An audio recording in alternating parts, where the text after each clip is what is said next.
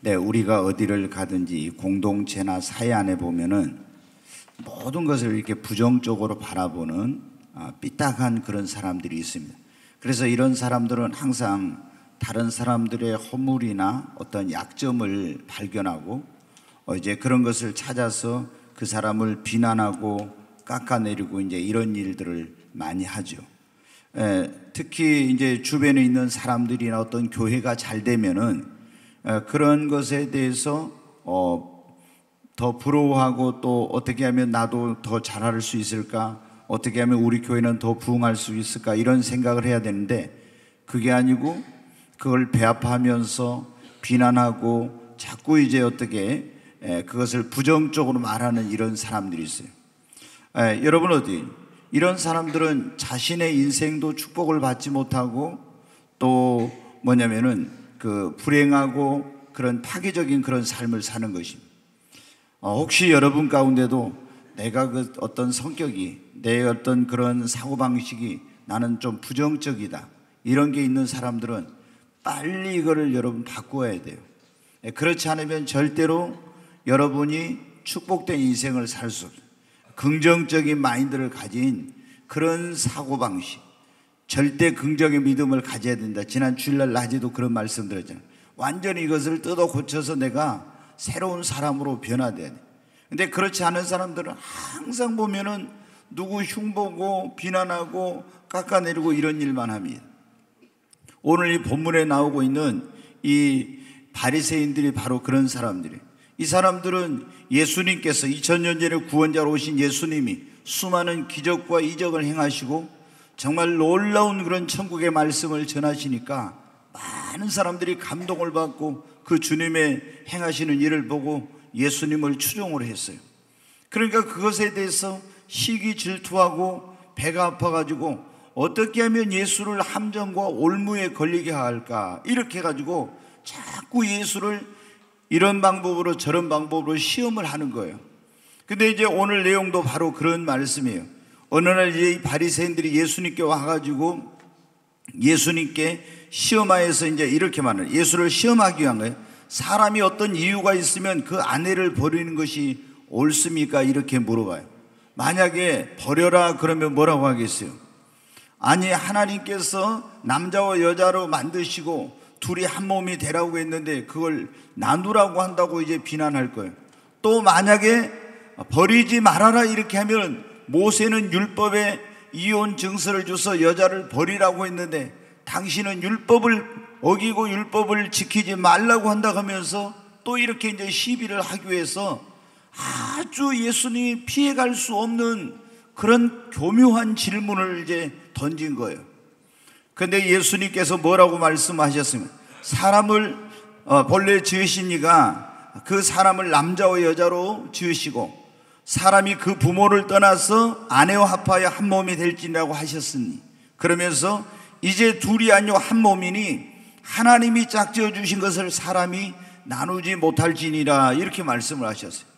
그랬더니 아니나 다를까 이 바리새인들이 뭐라고 했습니까? 모세는 율법에 이혼 증서를 써서 여자를 버리라고 하지 않았습니까? 이렇게 말한 거예요. 그러니까 예수님이 모세가 너희에게 그렇게 이혼 증서를 써서 버리라는 것은 너희의 완악함 때문이다. 왜 그랬냐면 모세가 어떤 이 남자들이, 그때는 우리가 성경에 보면 2000년 전만 해도 여자를 사람 취급을 제대로 안 했어요. 그래서 어떤 사람은 자기가 남자로 태어난 것에 대해서 감사한다고 할 정도 있어요. 그런데 이 여자라는 여자의 인권이 무시되고 정말 사람 취급을 제대로 당하지 못하고 이럴 때 이 남자들이 어떻게 했냐면은 하여튼 여자에게, 우리나라에도 칠거지약이라는 게 있었잖아요. 여러 가지 이런 이유를 만들어가지고 여자를 집안에서 쫓아내는 거예요. 예를 들어서 아이를 못 낳는다, 뭐 시어머니에게 뭐 어떻게 했다 그러면은 다 옛날에는 이혼당하고 쫓겨나는 거예요. 근데 유대인들도 바로 우리나라의 칠거지약 같은 이런 게 있었어요. 그래가지고 어떤 핑계를 대.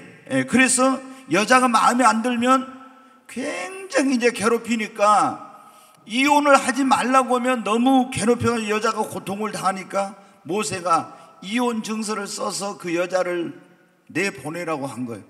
누구를 위해서냐면 사실은 여자를 위해서 그렇게 한 거예요. 그런데 이 사람들이 그걸 악용을 해가지고 마음에 안 들면 껐떡하면 이혼증서 써가지고 여자를 내쫓이고 다른 여자 들여서 살고, 또 살다가 마음에 안 들면 또 내쫓이고 또 다른 여자로 살고 이런 짓 한 거예요. 그러니까 예수님 뭐라고요? 모세가 너희에게 이혼증서를 써서 여자를 버리라는 것은 너희의 완악함 때문에 그런 것이라는 거예요.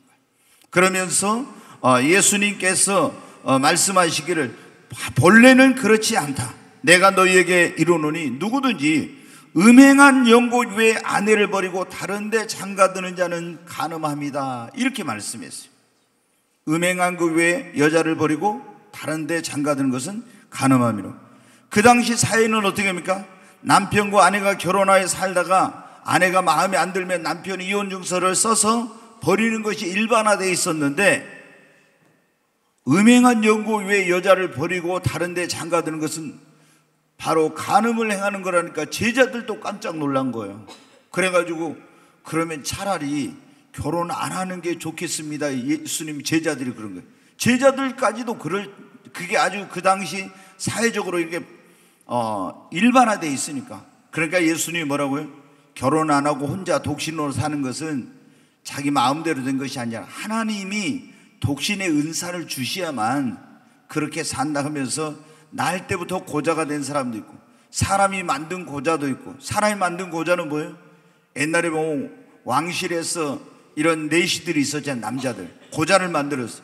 그리고 천국을 위해 스스로 된 고자도 있고.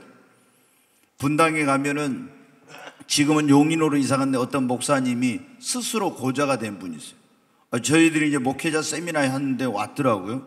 근데 그분이 그 분당이 개발돼가지고 막 교회가 엄청 그때 많이 들어갈 때 치열했어요. 정말 경쟁이. 근데 거기 들어가지고 교회가 부흥한 그런 교회인데, 그 목사님이 아들이 하나 있다고 하더라고요. 그리고 이제 사모님하고 의논을 해가지고 천국을 위해 스스로 된 고자도 있다 하니까 자기가 가서 남성의 그걸 제거를 한 거예요. 근데 그분이 그런 말이에요. 하나님께서 어떤 앞으로 그런 일이 일어날까 봐 그런 거예요. 어떤 사람이 막 그걸 유언비어를 퍼뜨리는 거예요. 그 목사님이 어떤 여자들하고 무슨 문제가 있다 막 이렇게. 그래서 이제 할 수 없이 목사님이 나는 고자다 그렇게 하고 이제 밝힌 적이 있다고 그 말씀을 하시더라고요. 그만큼 그분이 시내산에 가서 금식 기도를 40일 금식 기도를 2번 하신 분이에요. 모세가 여러분 하나님을 만났던 시내산 있잖아요. 거기 올라가서 그 바위 위에서 40일 금식 기도를 2번 한 사람인데, 근데 이 목사님이 스스로 천국을 위해 고자를 되었다 하더라고요. 네, 오늘날 우리 사회의 기초라고 할 수 있는 가정이 지금 막 무너지고 있어요. 비혼 가정이 늘고 있죠. 젊은이들 결혼을 안 해요. 그리고 결혼하는 가정들도 이혼이라는 가정 해체의 아픔을 겪으면서 수많은 가정들이 무너지고 있어요. 저도 보면은 제 주변에 너무나 많은 사람들이 가정이 그런 해체되고 정말 이혼하고 이렇게 그런 고통 속에서 외롭게 살고 있는 그런 분들이 너무 많은 걸 보고 있습니다. 여러분, 가정은 하나님께서 우리 인간에게 주신 이 땅에 살아갈 때 행복의 요람이에요. 제가 지난번에 그런 말씀을 드렸는데, 우리가 행복하려면 행복한 교회 생활, 행복한 신앙생활이 되어야 되고요, 행복한 인생을 살려면 행복한 가정이 이루어져야 되고, 행복한 직업이나 행복한 직장 생활을 해야 됩니다.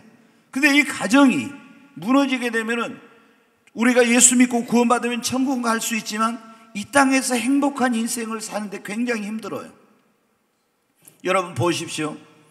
오늘날 사람들이 어때요? 우리가 돈만 있으면 그냥 인생을 즐기면서 행복하게 살면 되지 이러지만, 여러분 이건 굉장한 오해예요.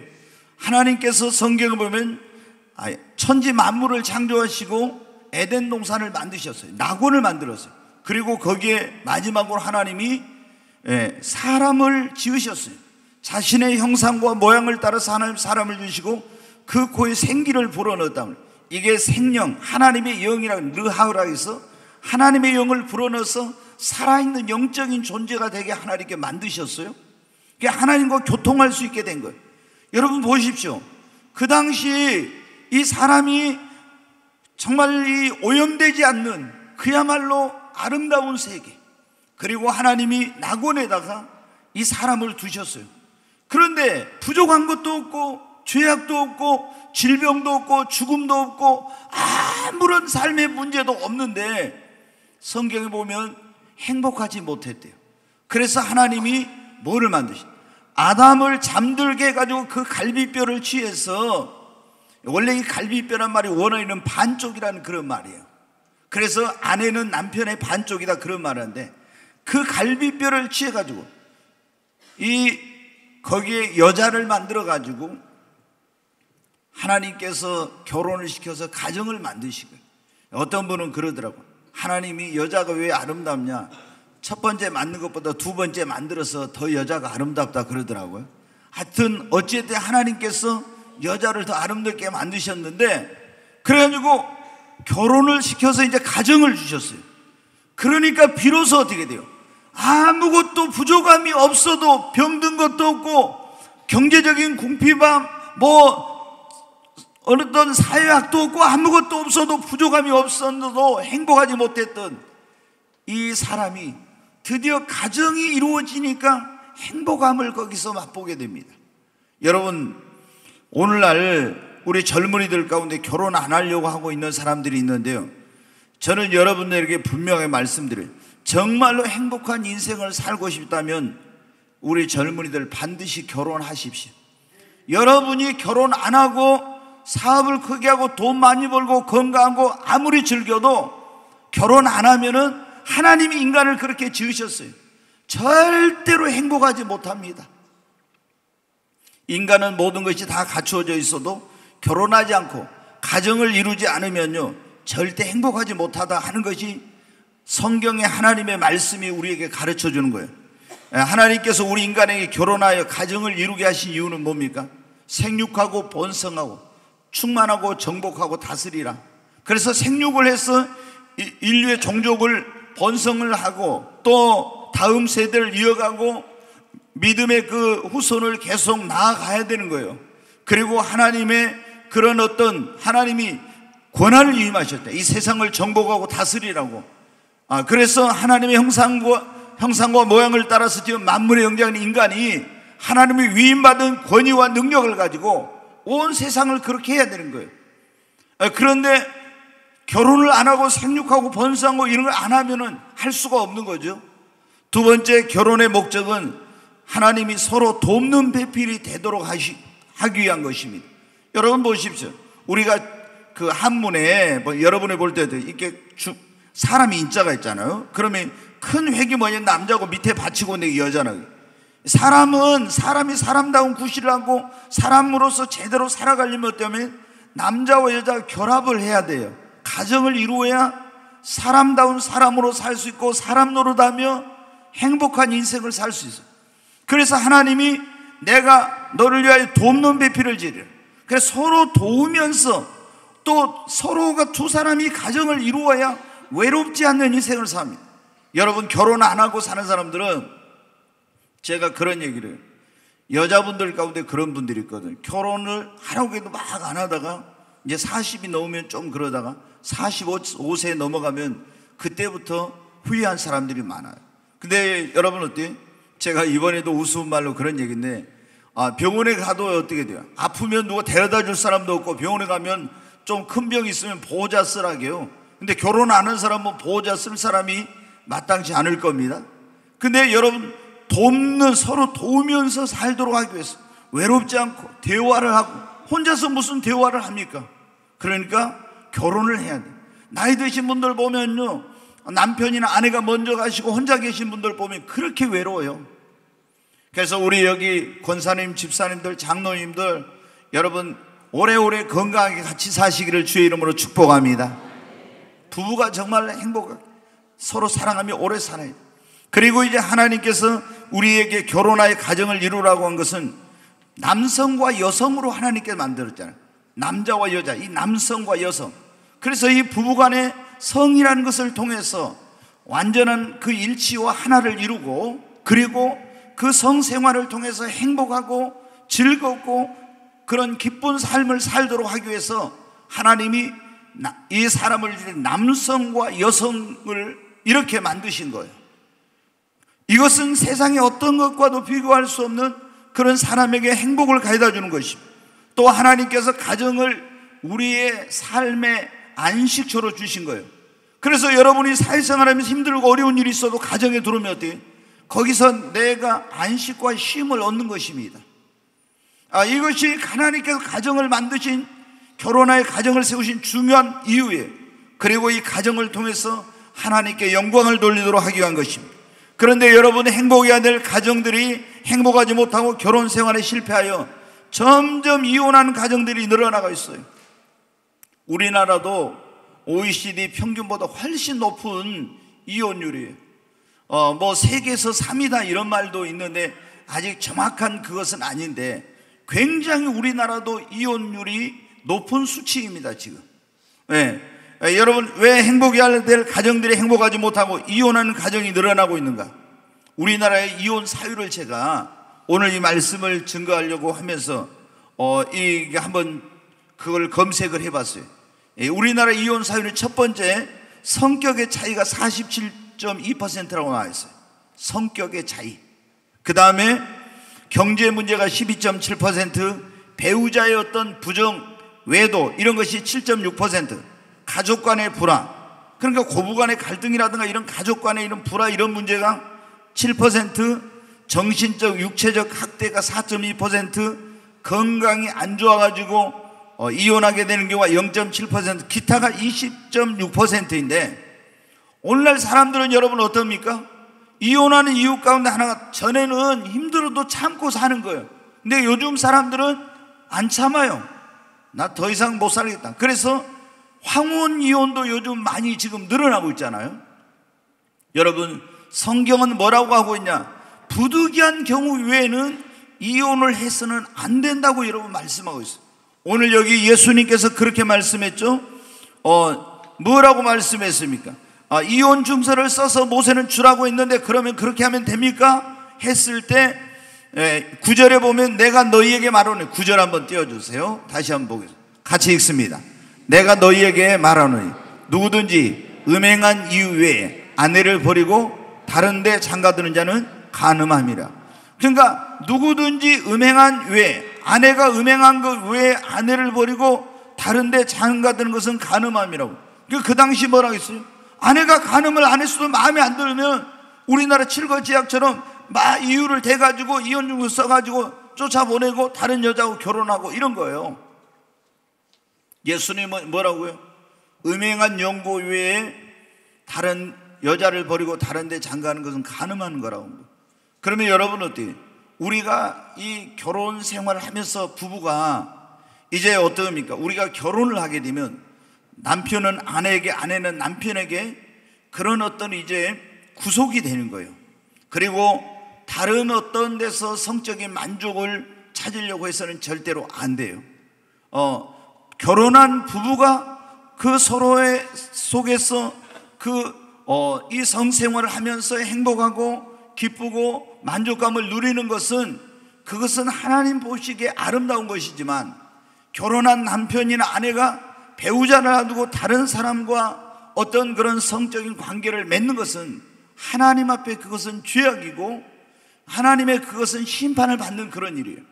우리가 여러분 성경에 보면은 인류 역사에도 마찬가지고 다 이런 부도덕하고 이런 어떤 타락한 성생활을 했을 때 하나님의 엄중한 그런 심판이 있었지 않습니까?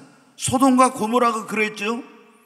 여러분, 하나님께서 홍수로 온 세상을 심판할 때도 많은 사람들이 일부 일처제 하나님이 인간을 만들었을 때는, 근데 일부 다처제였어요.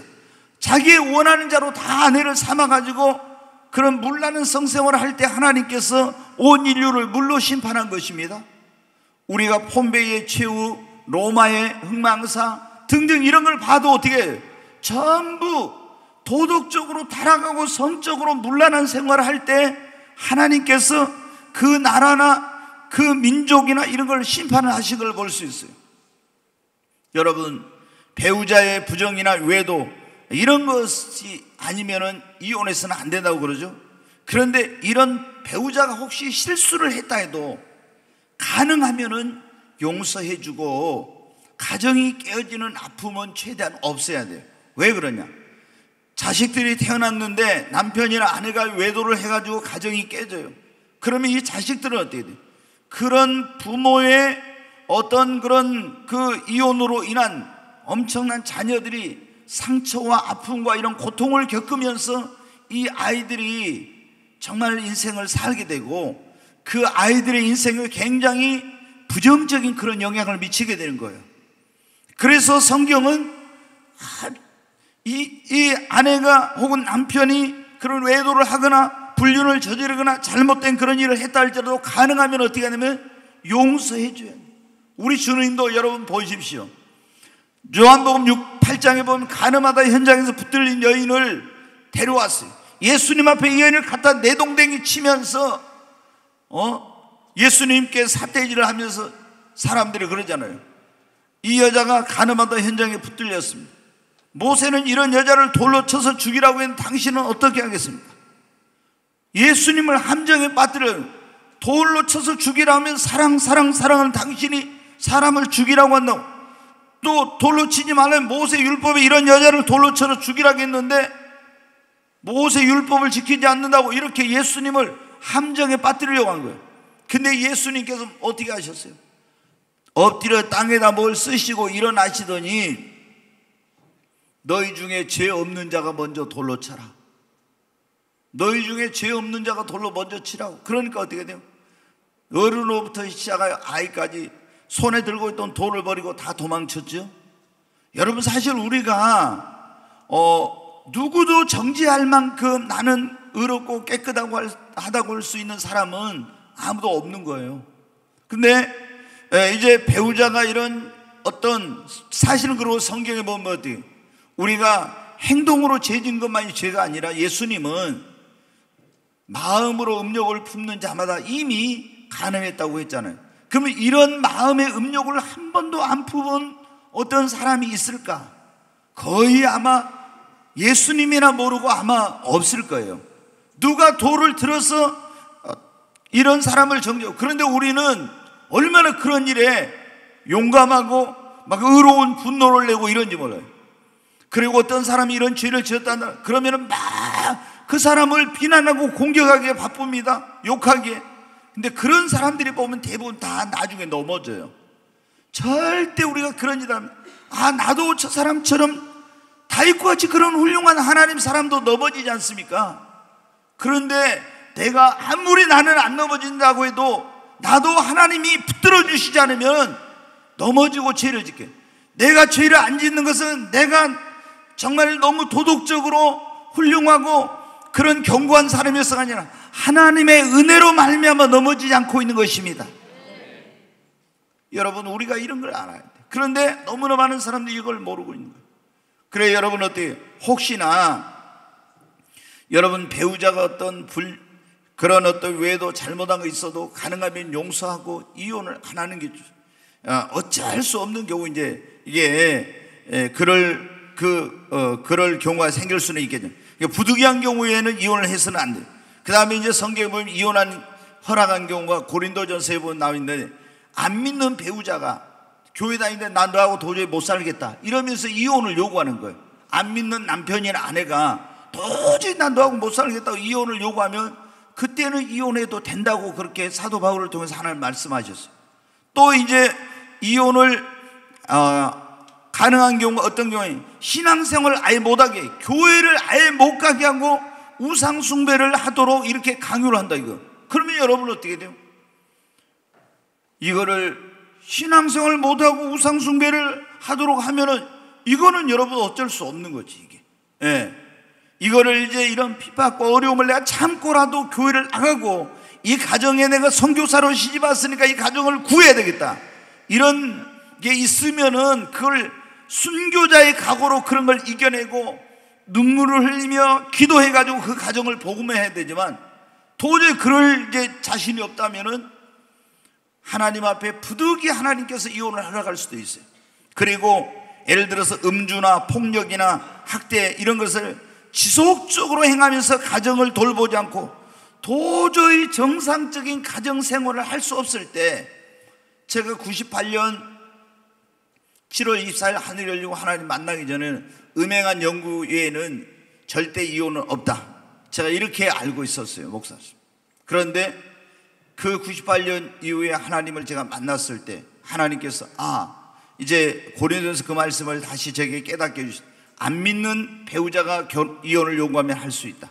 또 이런 신앙생활을 아예 못하게 하고 우상숭배를 강요하며, 그리고 음주나 폭력이나 학대를 일삼으면서 가정을 돌보지 않고 도저히 지속적으로 그런 결혼 생활을, 가정 생활을 지속할 수 없도록 만들었을 때는 하나님의 원래 뜻은 아니지만 부득이하게, 왜? 하나님은 우리 한 사람 한 사람이 행복하기를 원하십니다. 아멘. 저는 제가 그걸 알았어요.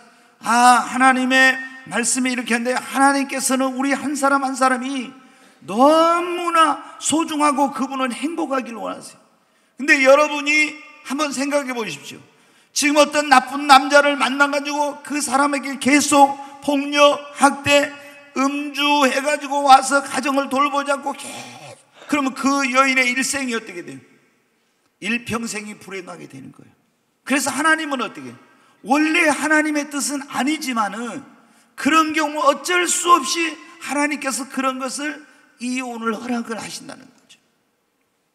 여러분, 그러나 이런 경우로 할지라도 당장 이혼하지 말고, 조금 전에 말씀대로 외도했다는, 아니면 또는 나는 너하고 못 살겠다, 난 이혼하자 이렇게 한다든가, 아니면 신앙생활을 못하고 우상숭배하고 또 음주나 폭력이나 가정의 학대를 일삼으면서 가정을 돌보면 도저히 정상적인 생활을 할 수 없다고 해서 그냥 단번에 이혼해버리고, 이게 아니라 이런 경우를 할지라도 가능하면은 참고 우리가 어떤 별거를 한다든가, 얼마의 기간 동안 이런 냉각기를 갖는다든가, 이런 식으로 해서 다시 이 가정이 회복될 수 있는 그런 시도들을 일단은 해봐야 됩니다. 그리고도 안 됐을 때 최후의 수단으로 이혼이라는 것을 하나님께서 허락하신다는 걸 알아야 됩니다. 여러분, 우리가 이혼하지 않고 행복한 가정을 이루려면 어떻게? 제일 중요한 게 첫 단추를 잘 껴야 됩니다. 그러니까 배우자를 잘 만나야 되는 거예요. 처음에 대부분 보면 있잖아요, 이혼하는 사람들이 너무 어린 나이에 연애를 해가지고 이 결혼을 하거나 가정을 이룬 사람들이 굉장히 이혼율이 높아요. 왜 그러냐면 그런 정신적인, 영적인 이런 모든 것에서 미숙하고 그런 성숙하지 못한 가운데서 판단력이 결여돼 가지고 그냥 감정이나 이런 순간의 어떤 그런 것으로 인해서 이렇게 해가지고 이제 연애하는 가운데서 임신하게 되고 결혼하게 되고 나중에 보니까 어떻게 돼요? 이게 아닌 거예요. 그래서 이제 나이가 어린 사람들이 결혼했을 때 굉장히 이제 이혼율이 높아요. 그러니까 우리 여기 젊은이들, 저기 청년들도 저기 있는데, 나중에 행복한 가정을 이루려면 제일 중요한 게, 행복한 인생을 살려면 행복한 가정을 이루어야 되는데, 근데 뭐예요? 배우자를 잘 만나야 된다니까. 그래서 여러분 어떻게? 또 어떤 분들은 보면은 너무 결혼을 막 너무 미루다가 어떻게 돼요? 결혼 정년기를 넘기면은 이제 다급해져 가지고 좀 안 맞지도 막 하는 거예요. 그러니까 이게 결혼을 또 너무 미루어 가지고 쫓겨서 하게 되면 자기가 정말로 좋아하는 그런 사람과 온전한 가정을 이루기가 좀 어려운 그런 게 있어요. 그러니까 여러분 어떻습니까? 우리가 반드시 예수를 믿는 사람들은 누구하고만 해야 돼요? 믿는 사람하고만 해야 합니다. 성경에 보면 그렇게 나와 있잖아요. 너희는 믿지 않는 자와 멍에를 같이 매지 말라 그랬죠. 여러분 어때요? 우리나라는 소가 옛날에 쟁기질 할 때 소 한 마리가 그냥 하나 멍에를 메고 쟁기를 끌어요. 근데 이 팔레스타인, 이스라엘은 뭐냐면 소 두 마리가 하나의 멍에를 메고 쟁기를 끌어요. 그런데 소 두 마리가 하나의 멍에를 메고 쟁기를 끄는데 이 소가 각각이면 생각이 다르면 어떻게 돼? 이 같은 방향으로 쟁기질에 갈 수가 없죠. 여러분 어떻게? 고린도 후서에 보면은 사도 바울을 통해서 하나님께 그런 말씀을 했어요. 너희는 믿지 않는 자와 멍에를 같이 매지 말라. 그리스도와 벨리알이, 믿는 자와 믿지 않는 자가 하나님과 사탄이, 빛과 어둠이 이렇게 하면서 어찌 같이 하나님의 성전과 우상이 어찌 일치가 되려? 될 수 없다는 거예요. 그러니까 반드시 예수 그리스도를 믿는 사람들은 배우자를 선택할 때 첫 번째가 뭐냐면 믿는 자인가 아닌가, 이게 이제 중요한 거예요. 아무리 그 사람이 뭐가 직장도 좋고 학력도 좋고 가문도 좋고 배경도 좋고 모든 게 다 좋아도 여러분 어떻게 예수님 안 믿는 사람하고 하면은 안 돼요. 그거는 하나님이 그렇게 말씀하셨는데 안 믿는 사람하고 하면 벌써 이거는 불행의 씨앗을 잉태하는 것과 마찬가지예요. 절대 여러분 예수님 믿는 사람과 안 믿는 사람은 세계관이나 인생관이나 가치관이나 이런 것이 같을 수가 없어. 그러니까 지금 좋아도 가치관도 인생관도 세계관도 이게 다 다른데 같이 살아봐요. 사사건건 안 맞아요. 그러니까 있던 사랑도 다 식어지고 없어지고 불행하게 되는 거예요. 그러니까 우리가 예수를 믿는 사람들은 무엇보다 중요한 첫 번째 어때요? 믿는 사람하고 해야 합니다. 성품이 좋은 사람, 그리고 여러분 뭐 돈 많은 사람이나 이런 뭔가 보다도 사람이 중요하잖아요. 먼저 믿는 사람인가요? 그 다음에 성품이 어떤지. 여러분 좋은 대학을 나오고 좋은 직장에 다니고 좋은 직업을 가진 사람들 가운데도 성품이 굉장히 안 좋은 사람들이 많이 있어요. 그럼 꼬라지가 사납고 이런 사람들하고 살면 어떻게 돼요? 굉장히 힘듭니다. 진짜 힘들어요. 어떻게 보면은 그런 엘리트 의식을 가진 사람들이 너무 또 독선적이고 자기중심적이고 이기적이고 이런 경우도 많아요. 그래서 굉장히 다른 사람이 볼 때는 저런 남자 저런 여자하고 살면 얼마나 좋을까. 근데 뭐예요? 다 밖에서 볼 때는 그 남자분이 좋아 보인 저 남자하고 사는 여자는 행복하겠다. 그런데 어떻게 해요? 그 부인한테 가서 말하면 뭐랍니까? 당신이 한번 살아봐 그러죠. 속 모르는 소리 하지 말고 당신이 한번 살아보라고 그래요. 네. 여러분 어때요? 겉보기하고는 틀린 거예요. 그러니까 우리가 성품을 잘 봐야 돼요. 그리고 또 이상이 같은 사람인가. 성격은 반대가죠. 지금 결혼 사유 이혼 사유 조사해 보니까 성격의 차이 그랬는데 이거는 제가 볼 때는 사람들이 뭔가 그냥 말하기 곤란하니까 성격이 안 맞아서 그런데 사실은 여러분 어떻게 해요? 성질 급한 사람끼리 같이 살면 여러분 어떻게 돼요? 막 난리 나겠죠. 한 사람은 빠르고 한 사람은 느리고 좀 이렇게 돼야죠. 한 사람은 말이 많으면 한 사람은 좀 조용하고. 제가 보니까 그런 집들은 잘 살더라고요. 근데 어떤 분은 아내는 굉장히 말이 많은데 그 남편분은요, 전에 저희 교회 오셨던 분 제가 보니까 집에 있어도 하루에 물어보기 전에는 한마디도 안 한대요. 한마디도 안 해. 진짜 그분은 절대 말 안. 근데 저희하고도 이렇게 앉아가지고 있잖아요. 제가 신방 가서도 그때 그런데 말을 한마디도 안 하고 뭐 시켜야 이제 뭐 물어보면 딱 한마디 하고 절대 안 하시더라고. 그래서 그 아내 되는 분한테 그렇게 사는데 답답하지 않냐고 친구들이 막 그렇게 이제 했다 하더라고. 저런 남자하고 어떻게 사냐. 하루 종일 있어도 말 한마디도 안 하는데 근데 그분은 잘 살더라고요. 여러분 어때요? 이렇게 이제 성격은 반대가 돼요. 근데 가장 중요한 것은 우리가 믿는 사람과 무조건 믿는 사람하고 한다고 해서 믿는 사람이라고 무조건 다 할 수는 없잖아요. 하나님 앞에 기도하고 응답을 받아서 해야 합니다. 그리고 이제 우리가 그럼 믿는 사람하고 결혼했으니까 가만히 있으면 행복한 가정이 돼. 그건 아니죠. 우리가 중요한 것은 뭐냐면은 하나님을 가정의 주인으로 모시고 하나님을 경외하고 하나님의 말씀을 가훈으로 삼아서 여러분이 신앙생활을 해야 합니다. 가정생활을 또 해야 돼요. 우리가 여러분 그러잖아요. 성경 말씀을 행복의 이건 여기 보면 어때요? 우리가 물건을 사면은 거기에 보면 제품 설명서 뭐 어떻게 사용 설명서 다 나와 있죠. 여기 보면 이 하나님의 말씀은 우리의 인생에 그런 안내서예요. 주의 말씀은 내 발에 등이요 내 길에 빛이 되시나이다 그랬잖아요. 어두운 인생 가운데 우리의 길을 밝혀주는 인생의 안내자이죠. 또 사업하는 사람에게는 경영과 교과서입니다. 또 이것은 자녀를 양육하는 사람들이 어떻게 자녀를 양육해야 할지 그 자녀 양육법이 다 나와 있어요. 가정생활을 어떻게 해야 될지 여기에 다 행복한 가정을 이루는 비결이 다 이 말씀 속에 있어요. 그래서 너희는 여호와의 책을 자세히 읽어보라. 그 가운데 하나도 빠진 것이 없다고 그랬잖아요. 그래서 여러분 우리가 하나님을 가정의 주인으로 모시고 그리고 하나님을 경외하면서 우리가 말씀으로 이렇게 가훈을 삼고 이렇게 하면은 그 가정이 성경에 나와 있잖아요. 가정에서 남편은 뭡니까? 가장입니다. 제사장입니다. 그런 그리스도의 그런 어떤 것을 대표하는 사람이에요. 그러니까 이런 우리가 지금 보면은 그 남성의 권위를 무시하는 굉장히 그런 시대에 살고 있고 엄마들의 파워가 더 세지고 있잖아요. 근데 그것은 성경적이 아니에요.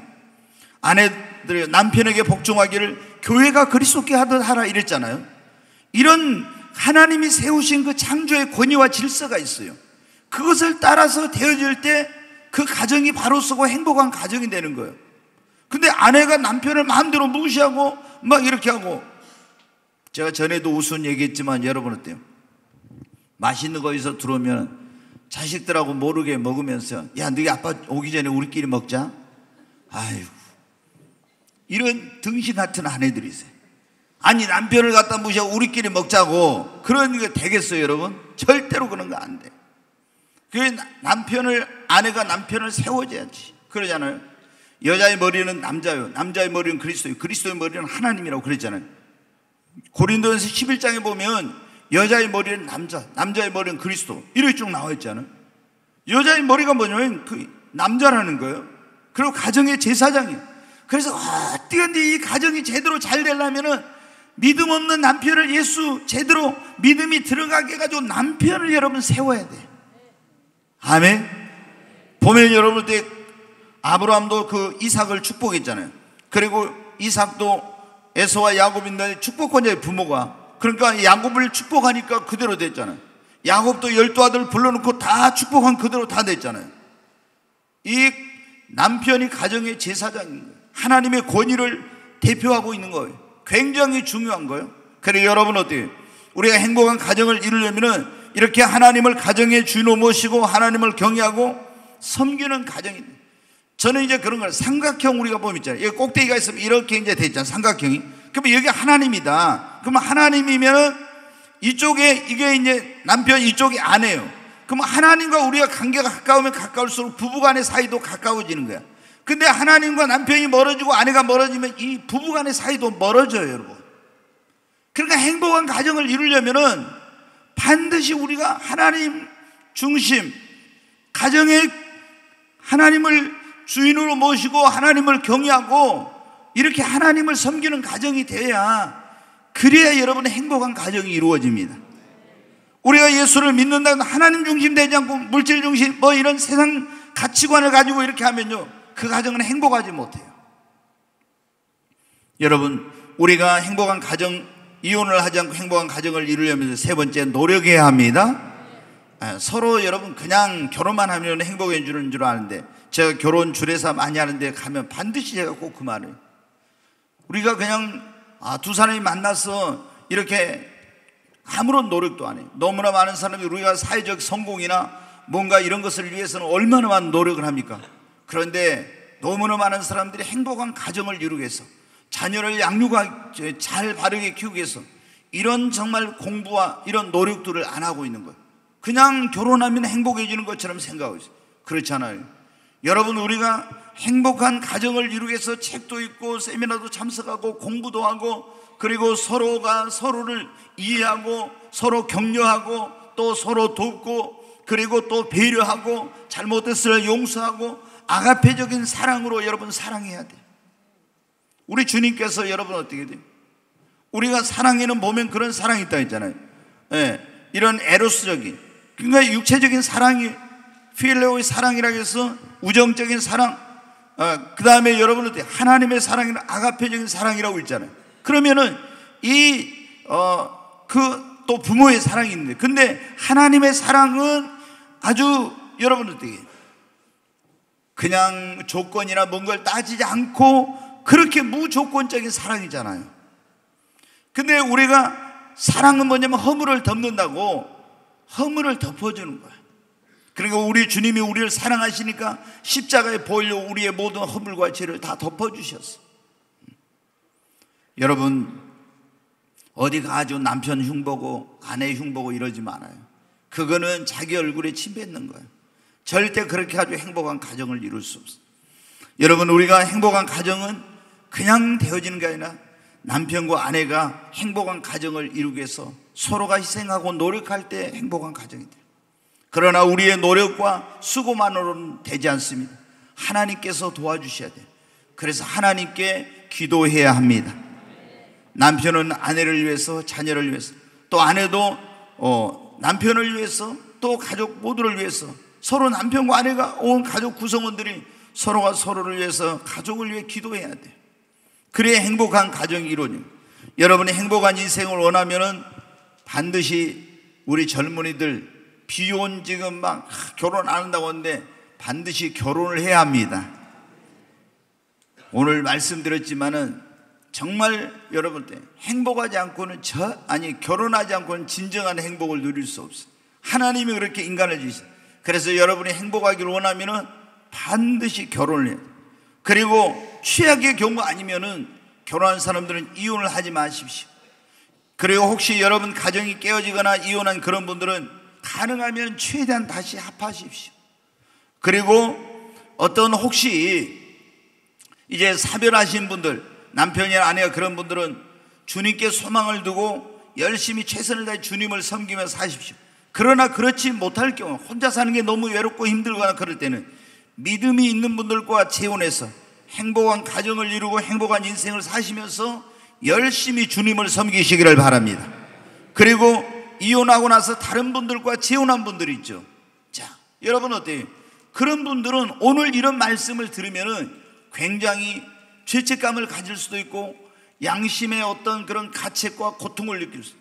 음행한 연고유에 아내를 버리고 다른 데 장가드는 자는 간음하며 버리운 여자에게 또 결혼한 그 사람도 간음함이라 예수님이 산상순에도 그렇게 말씀하셨단 말이에요.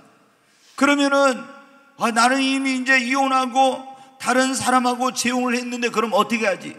여러분, 주님, 내가 전에 몰라서 그랬습니다. 하나님 저를 용서해 달라고 그렇게 기도하시고 그 무거운 죄의 짐을 벗어버리고 여러분이 행복한 인생을 사시기 바랍니다. 하나님이 용서하지 못할 만큼 큰 죄는 없습니다. 다윗도 여러분 아내가 있었지만 우리아의 아내 나무 아내를 데려다가 어떻게 보면 거의 위력으로, 오늘날 말하면 바로 이게 미투 사건이나 이게 강제 성폭행 사건이에요. 그런 일을 저질렀잖아요. 그리고 그 죄가 드러날까봐 우리아를 전쟁터에 보내서 전사를 시키고 그 아내를 데려다가 자기 아내를 삼고 그랬잖아요. 이런 엄청난 큰 죄를 저질렀어요. 그러나 하나님께서 시편 51편에 보면 눈물로 회개했을 때 하나님이 용서해 주셨어요.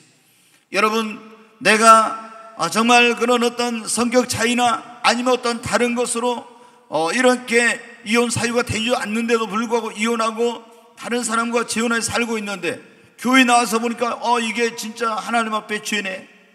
여러분, 늘 그런 마음의 두려움과 염려와 걱정을 가지고 그런 삶을 살지만 주님 앞에 나가서 하나님, 내가 몰라서 그랬습니다. 하나님, 나를 용서해 달라고. 그리고 하나님 앞에 나가서 그 죄를 회개하고 용서를 받고 이제 여러분 어떻게 돼요? 이 지금 주어진 환경 속에서 행복한 가정을 이루고 기쁘게 최선을 다해서 하나님을 섬기며 그런 삶을 사시기를 바랍니다. 여러분, 오늘 저는 이 결혼과 이혼이라는 그런 말씀을 드렸는데 지금 얼마나 많은 가정들이 무너져 내리고 있습니까? 정말 그것이 우리 사회의 크나큰 정말 불행의 씨앗이 되고 있고 이 사회 악이 그런 것에서 나오고 있는 거예요. 여러분 어떻게 무너진 가정에서 비정상적으로 자란 그런 아이들이 성격이나 모든 그런 것들이 제대로 형성이 되겠습니다. 그 안에 아픔과 상처가 있고 이러니까 굉장히 이제 이 사회가 더 아주 그런 어떤 악한, 좋지 않는 그런 쪽으로 지금 가고 있는 것이죠. 여러분, 정말 하나님 앞에 우리가 이 가정보다 정말 가정이 이렇게 소중한 거예요. 모든 게 다 있어도 가정이 그 행복하지 못하면 절대로 인간은 행복하지 못합니다. 그래서 여러분들이 정말 우리 젊은이들은 행복한 가정을 이루시고 또 이미 결혼한 분들도 그 안에서 정말 더 행복한 가정을 이룰 수 있도록 노력하시며 또 여러분의 가정에 정말 항상 믿음, 소망, 사랑이 넘쳐나고 행복의 웃음꽃이 활짝 피고 천국의 향기가 나는 그런 가정이 돼야죠. 그래야 전에는 지옥 같은 가정이 예수님 믿고 그 십자가 사랑을 체험하고 믿음, 소망, 사랑이 거기에 가득하고 행복의 웃음꽃이 활짝 필 때, 그럴 때 주변에 있는 사람들도 여러분 어떻게 합니까? 나도 예수 믿고 싶다. 저 가정이 정말 예수님 믿기 전에는 정말 얼마나 지옥 같은 그런 가정인데 진짜 저 가정이 변했구나 이러면서 우리가 또 그렇게 할 때 하나님께 영광이 되고 우리에게도 기쁨이 넘치게 되지 않겠습니까? 여러분, 정말 원아웃기는 오늘 이 자리에 오신 여러분, 우리 모든 청년들이 정말 가장 하나님께서 보시기에 합당한 그런 배필을 만나서 행복한 가정을 이루시고, 또 이미 결혼하신 분들이 그 안에서 정말 지금 여러분 미루지 마시고 오늘 내가 주어진 그런 속에서 어떻게 이 가정을 행복하게 만들 수 있을지를 좀 여러분이 기도하고 고민하고 하나님의 도우심을 구하셔서 천국에 가서만이 아니라, 우리가 천국은 어떻게 하면 예수님을 믿고 내가 성령 충만을 받으면 내 안에 심령 천국이 이루어지는 거예요. 하나님의 나라는 여기 있다 저기 있다는 것이 아니라 너희 마음속에 있느니라 주님이 그랬죠. 하나님의 나라를 먹고 마시는 것이 아니라 성령 안에서 의와 평강과 희락이라고. 우리가 예수를 믿고 주님 내 안에 모시고 성령으로 충만하여 의와 평강과 희락이 넘치면 내 안에 심령 천국이 이루어집니다. 그리고 우리가 무슨 천국? 가정 천국을 이루어야 됩니다. 주님을 거기에 모시고 믿음, 소망, 사랑이 넘쳐날 때 행복한 가정이 되는 거예요. 그리고 우리가 교회 천국이 이루어져야 됩니다. 이렇게 우리가 이 땅에서 이걸 이루어야 돼.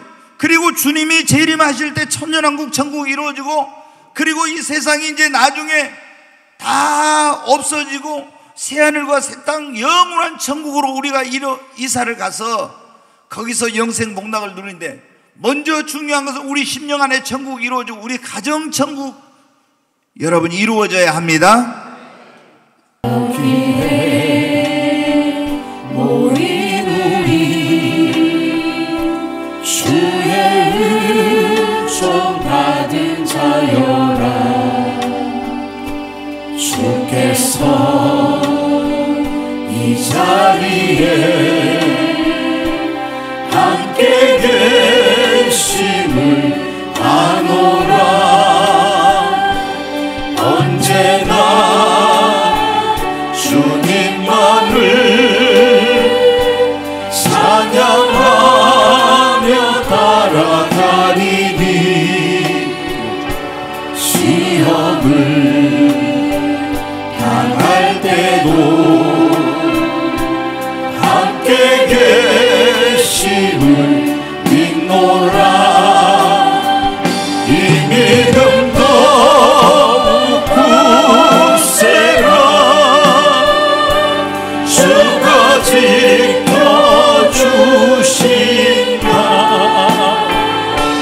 어둠 밤에도 주의 밝은 길 인도하여 주신다. 주님이 뜻하시니 헤아리기 어렵더라도 언제나 주 뜻 안에 내가 있음을 아노라. 사랑과 말씀들이 나를 더욱 새롭게 하니 때로는 넘어져도 최우승 일을 믿노라. 이 믿음 더욱 굳세라. 주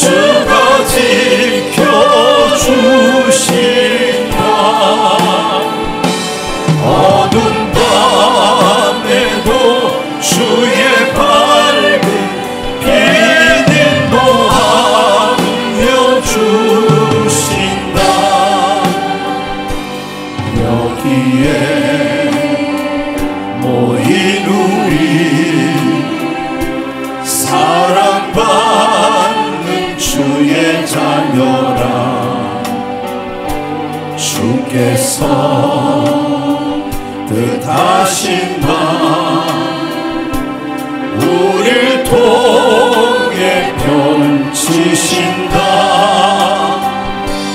고통과 슬픔 중에 더욱 주님 의지하오니 어려움 이겨내고 주님 더욱 찬양하라. 이 믿음 더욱 굳세라.